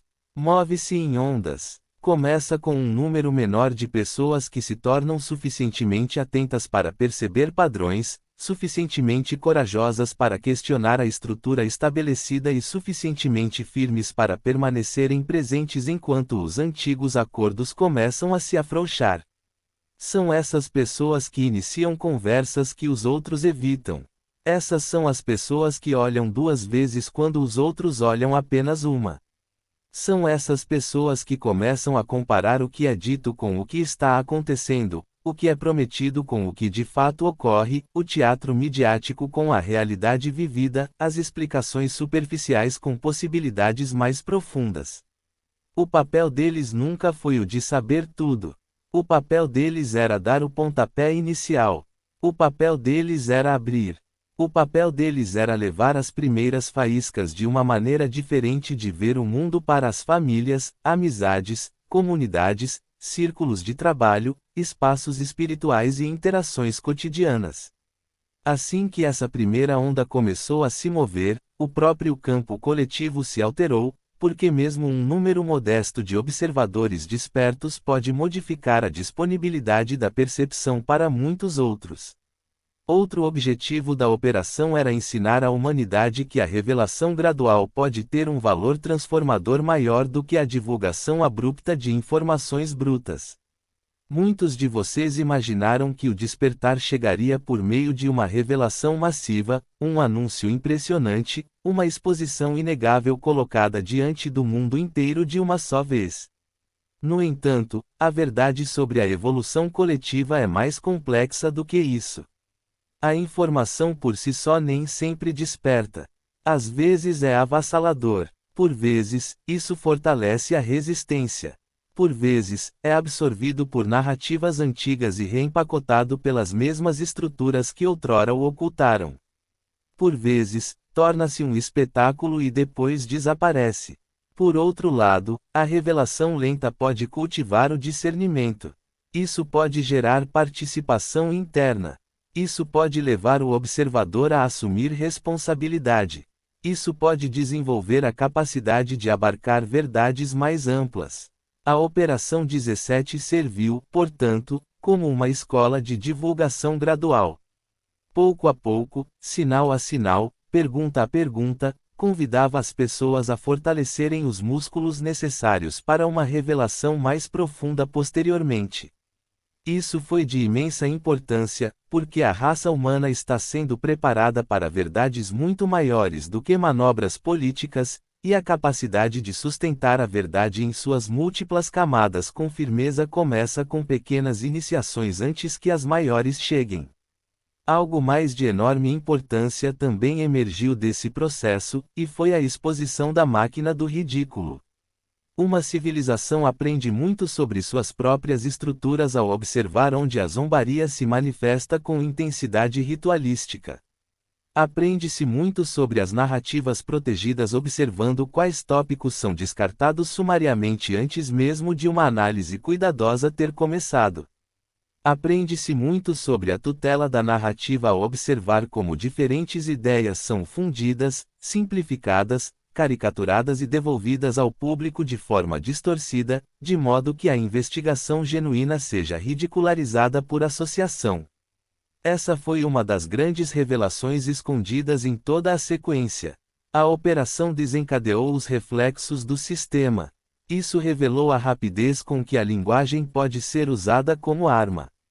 Revelou como rótulos podem ser colocados em campos inteiros de investigação para desencorajar o exame honesto.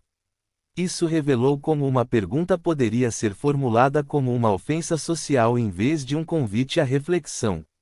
Isso revelou como instituições que alegavam abertura à verdade muitas vezes demonstravam uma urgência notável em desviar a atenção do público de certas linhas de pensamento.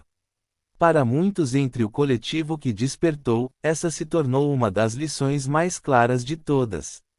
Ao observar o que o sistema ridicularizava, eles começaram a perceber onde o sistema sentia pressão. Outra função profundamente importante era a restauração da companhia daqueles que haviam começado a despertar em relativo isolamento.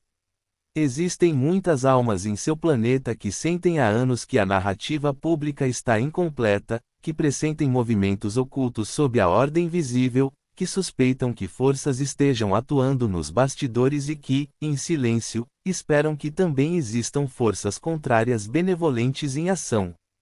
No entanto, esse tipo de esperança pode enfraquecer quando a pessoa se sente sozinha em sua percepção. A operação número 17 mudou isso para muitos. Por meio de sua natureza codificada, de seus sinais repetidos, de sua atmosfera de movimento estratégico, comunicava algo mais do que conteúdo.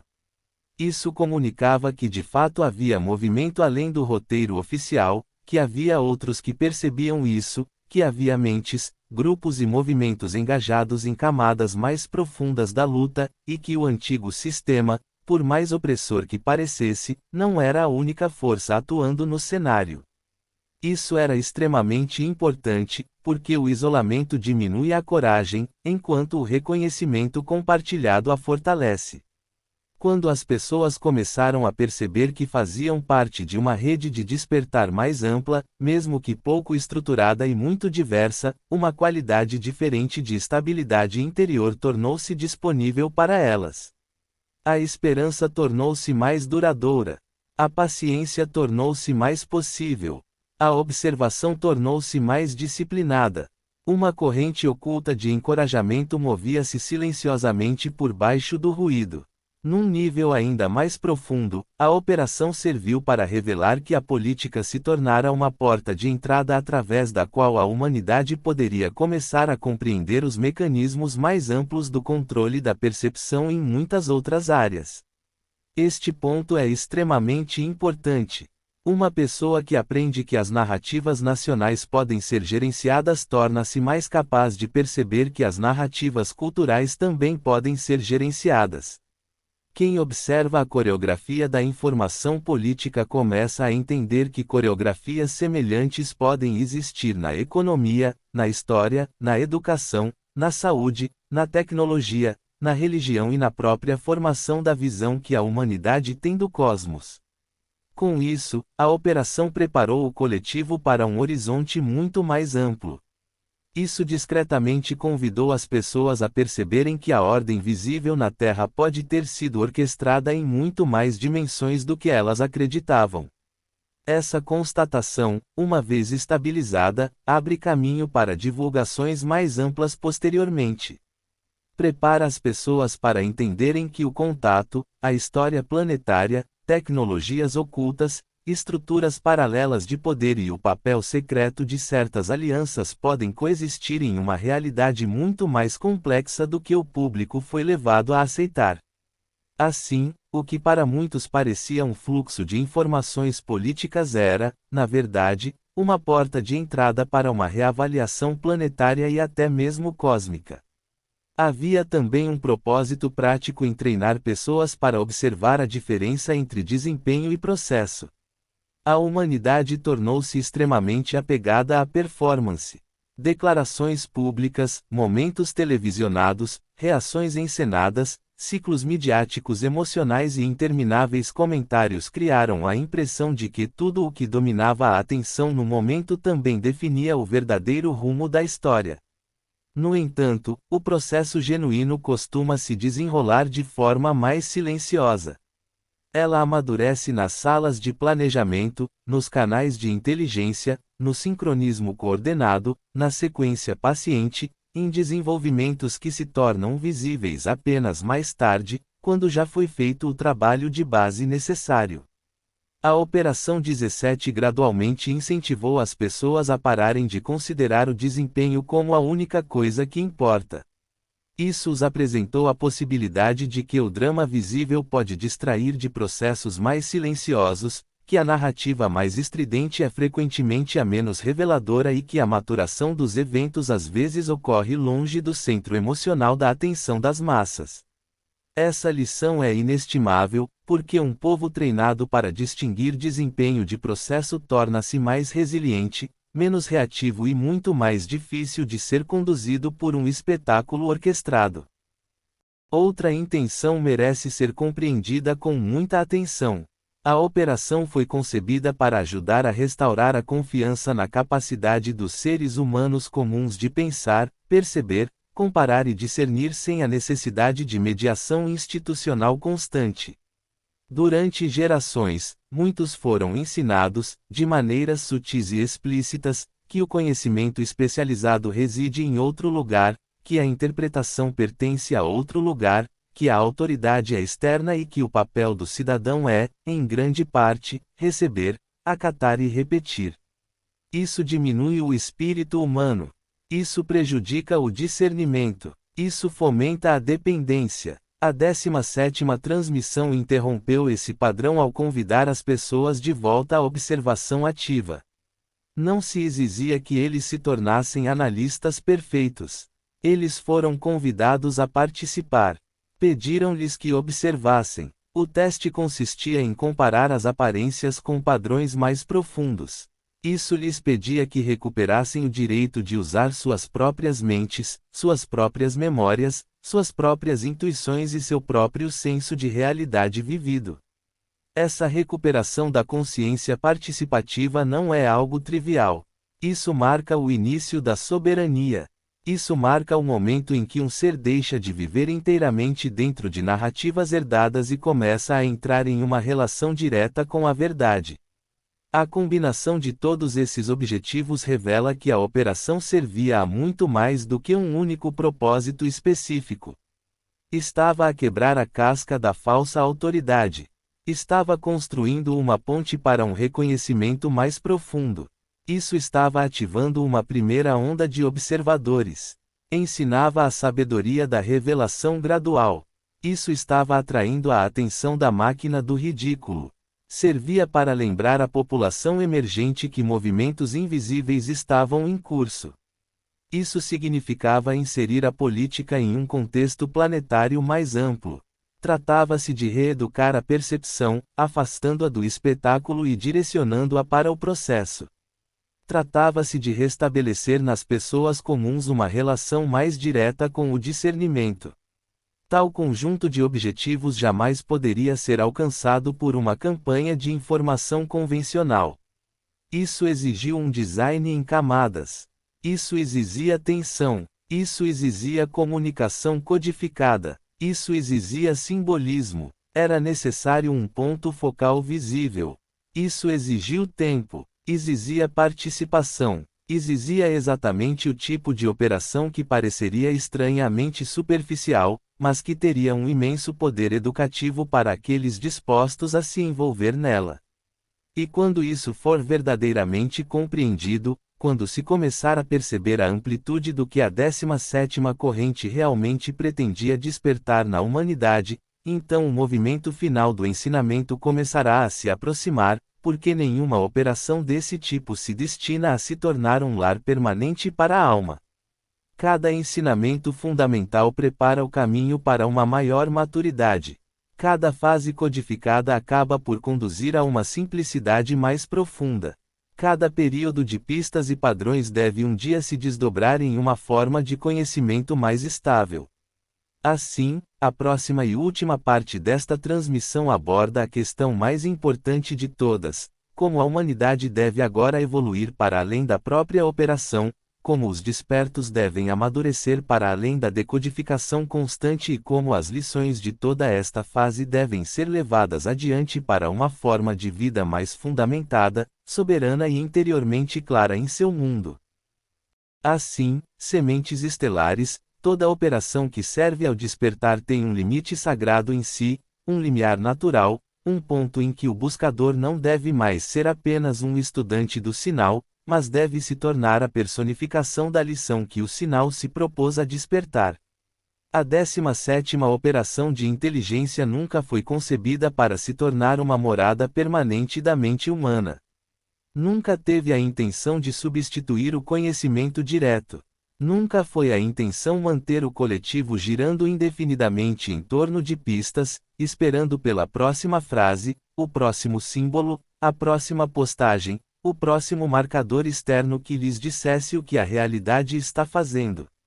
Seu propósito maior sempre foi despertar, estimular, treinar, preparar e, então, gentilmente libertar o observador desperto para uma relação mais madura com a verdade, com o discernimento, com a responsabilidade e com a firmeza interior. Para muitos, a fase de apresentação de pistas desempenhou um papel necessário. Deu forma à intuição, deu voz a um sentimento que estava guardado há muito tempo. Isso deu forma à suspeita de que o mundo visível não era o mundo inteiro. Deu coragem àqueles que pressentiam movimentos ocultos, mas ainda não haviam encontrado outros que também os pressentissem. Essa fase teve grande valor. Isso tirou as pessoas da apatia. Isso os tirou da aceitação passiva. Isso os convidou a comparar, observar, lembrar, questionar e reconhecer que as mensagens são frequentemente multifacetadas. No entanto, toda ponte útil precisa ser atravessada eventualmente. Todo campo de treinamento eventualmente fica pequeno para a necessidade de treinamento. Todo limiar deve, eventualmente, se abrir para o território para o qual preparava a alma.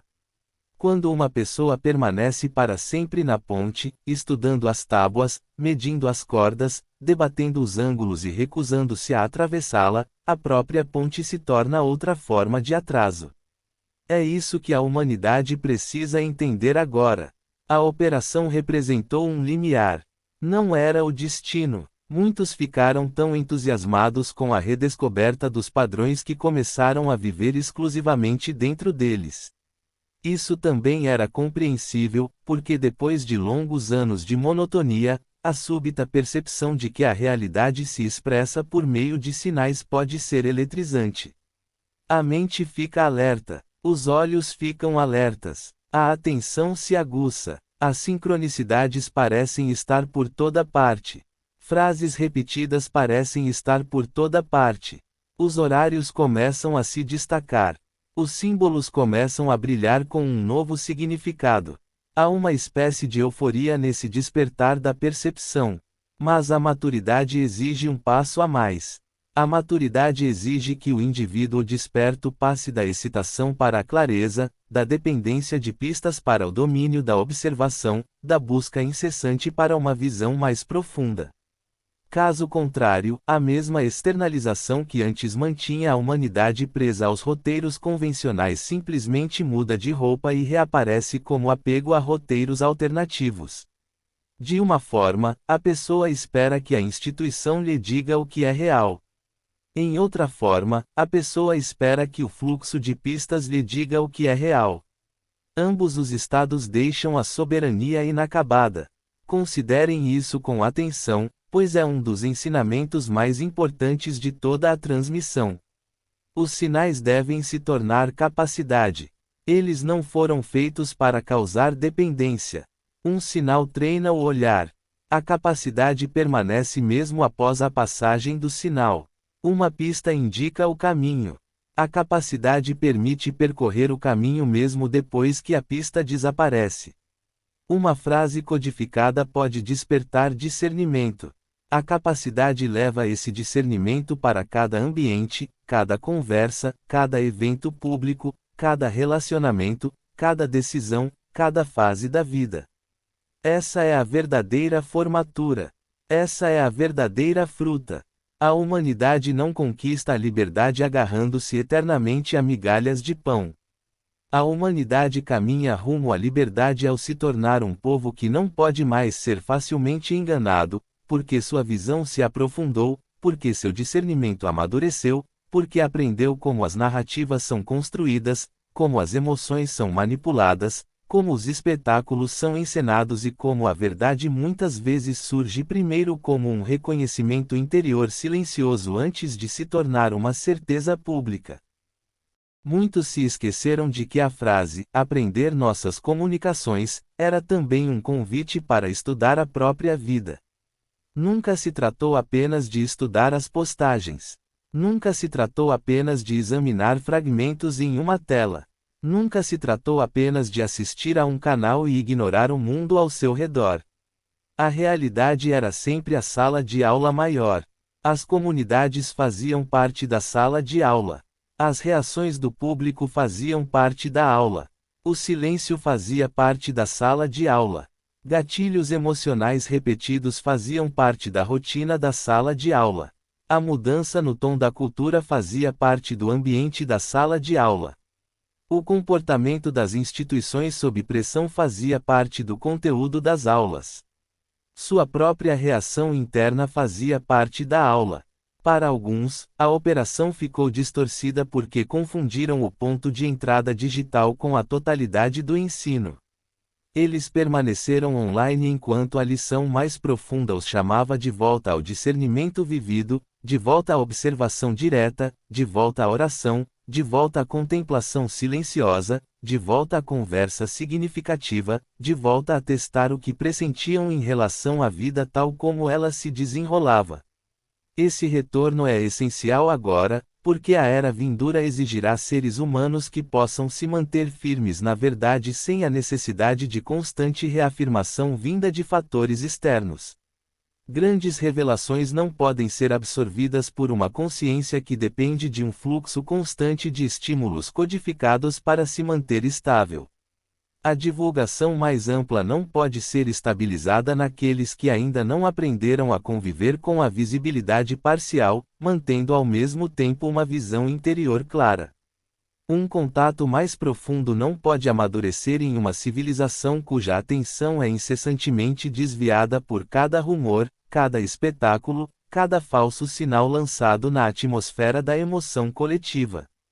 A próxima etapa exige um tipo diferente de força. Requer simplicidade interior. É preciso paciência. Isso exige a capacidade de dizer: agora entendo o suficiente sobre o funcionamento da máquina para não precisar mais acompanhar cada movimento dela. Consigo assistir sem ser consumido por isso. Consigo perceber sem me envolver. Posso permanecer aberto à verdade sem me tornar dependente de estímulos constantes. Isso significa crescer além da operação, honrando ao mesmo tempo os ensinamentos recebidos. Uma das maneiras mais claras de entender isso é através da imagem de um despertador. O despertador tem uma função vital. Isso interrompe o sono, anuncia uma transição. Isso cria uma ruptura no estado anterior. Isso desperta o adormecido, levando-o a um novo momento. No entanto, ninguém sábio passa o dia inteiro agarrado ao despertador, estudando seu som, repetindo seu toque e declarando que o próprio toque é a plenitude da manhã. O sino anuncia a abertura, não o dia. O sinal é a convocação, não a vida que se segue. Da mesma forma, a Operação 17 funcionou como um alarme no campo coletivo. Isso despertou muita gente. Isso emocionou muita gente. Isso interrompeu longos hábitos de passividade. Isso chamou a atenção das pessoas. Mas, uma vez despertada, a alma deve se elevar, deve se purificar na verdade, deve abrir a janela do conhecimento direto, deve adentrar o dia do discernimento vivido. Caso contrário, o alarme se torna mais um objeto de fixação em vez de uma porta de entrada para uma vida mais plena. Aqueles que realmente assimilaram a lição desta fase agora carregam consigo uma qualidade diferente.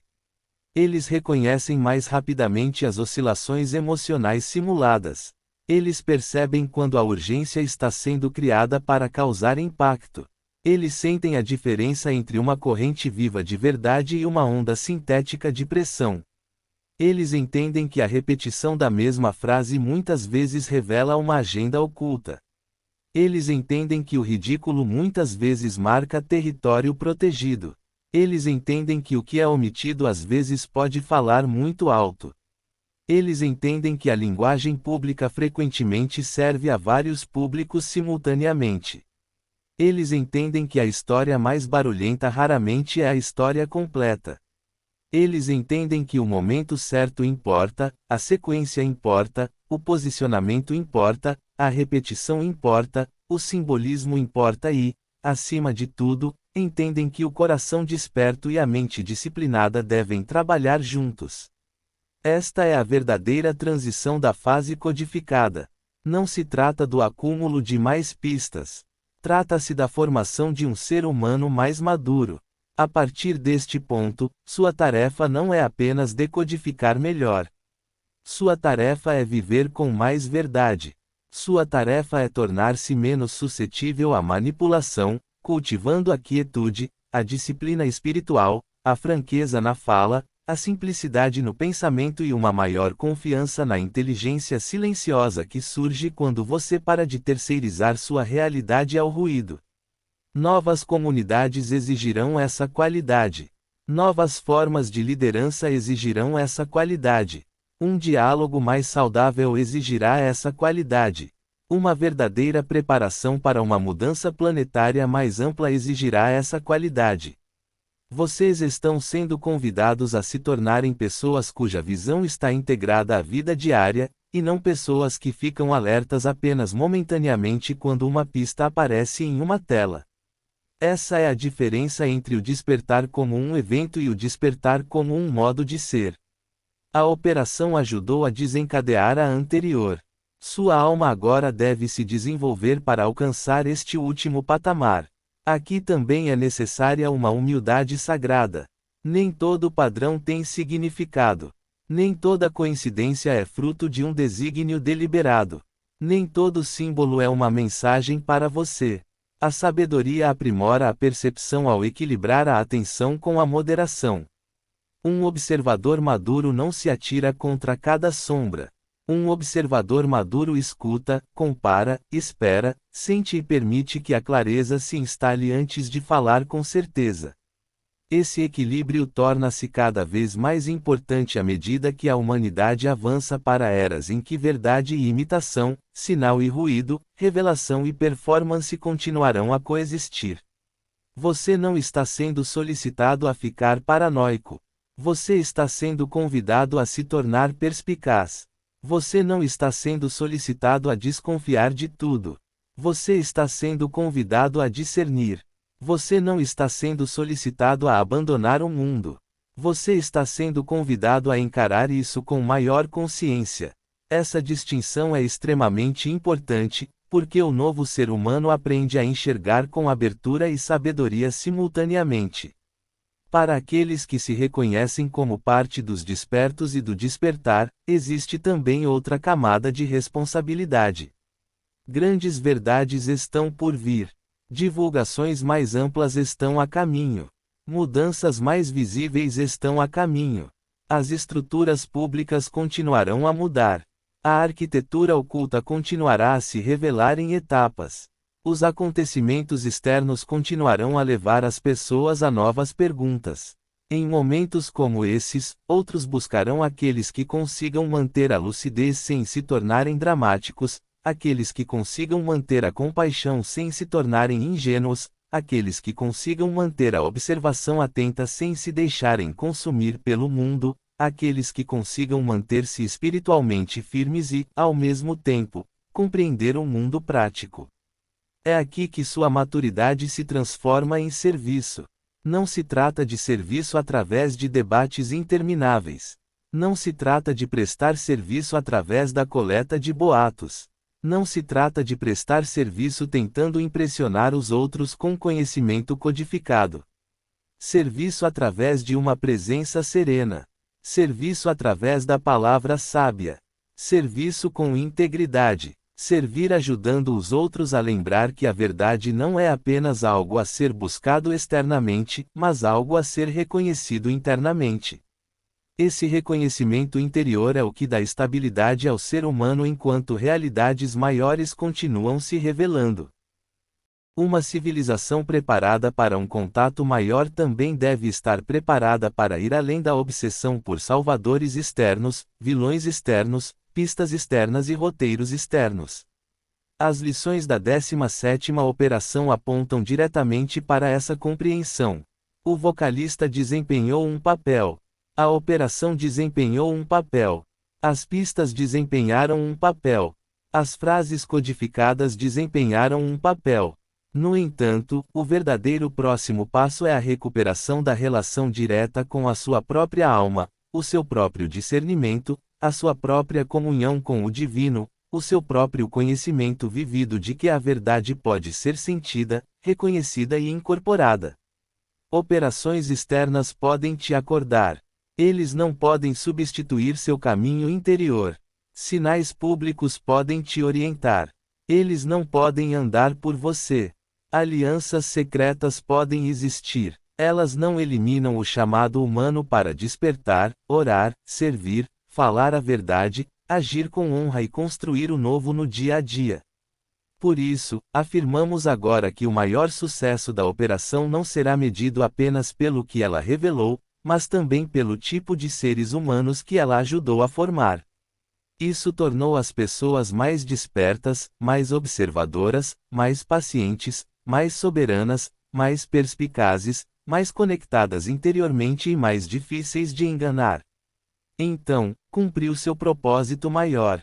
Será que isso ajudou alguns a se lembrarem de que as narrativas visíveis raramente são completas, que movimentos ocultos são reais, que o timing estratégico importa e que a alma deve permanecer maior que o espetáculo? Então, cumpriu seu propósito maior. Será que isso levou uma parte da humanidade a parar de submeter suas mentes ao canal mais barulhento e a começar a reivindicar o direito sagrado à visão direta? Então, cumpriu seu propósito maior. É assim que a fase deve ser entendida. Sim, foi uma operação de limiar. Sim, foi uma operação de treinamento. Foi uma operação reveladora, sim. E agora, ela convida a humanidade para o próximo passo, ainda mais poderoso, que é a personificação de tudo o que ela tentava ensinar. Então leve isso com você agora. Que as pistas se transformem em sabedoria.